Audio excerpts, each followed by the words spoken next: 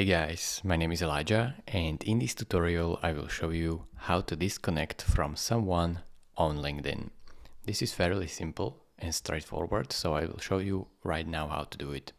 First, go to your search bar and search for the people that you want to disconnect with.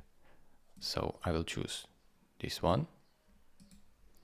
Now as you can see, when you see his profile, you can message him or view profile. So what you want to do is to click on view profile. Then simply click on more right here next to message button. Then go all the way down, and what you can do is to unfollow him.